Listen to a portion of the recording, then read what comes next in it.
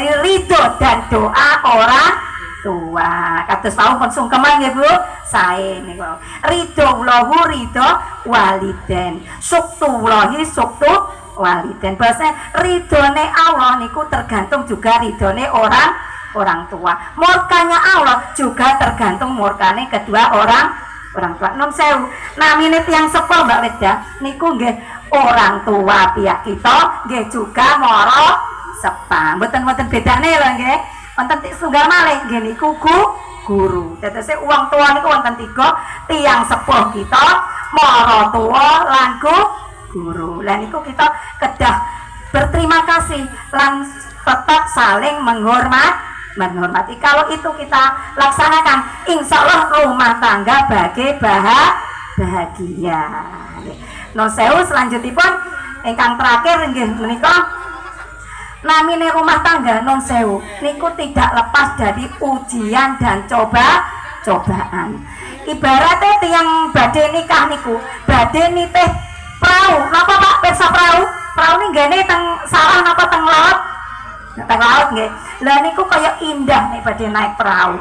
Angin sepoi-sepoi indah. Tapi mungkin nek pun dugi tengah non sewu ada gelombang badai yang siap menerjang. Lah supaya kuat rumah tangga nopo niku pemimpin ini niku kudu iso arijal qawamun 'ala nisa, saged memimpin istri terutama tentang ibadah ya Mas.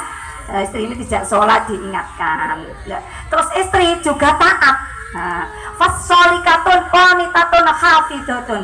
Artinya istri ingkang sae niku nggih istri ingkang taat dumateng Allah nggih juga taat dumateng suami. Lah apapun permasalahan ingkang kita hadapi mengke wonten rumah tangga, jangan lupa kita hamparkan sajadah.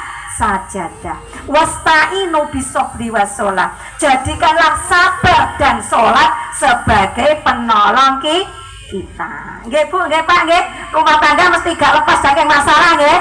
Sedaya tiyang gadah masalah. Namun tiang tunggal Bu ingkang mboten gadah masalah. Kita sinten? Tiang gendeng Pak. Tiang gendeng niku gak ada masalah. Gak pakai baju ya no problem, gak duwe duit ya guyang-guyu. Niku tiang gendeng. Jadi ini kita mungkin nek gak ada masalah, berarti tersewa waras nggih Bu, nggih Pak nggih.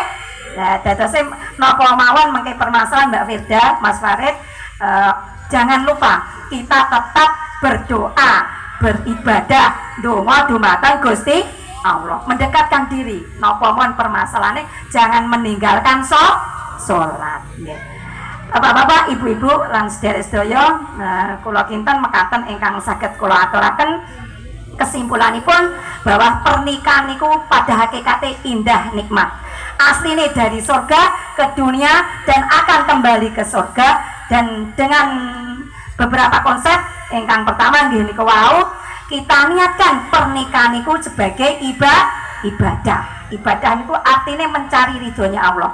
Nomor kalih nggih nika katresnan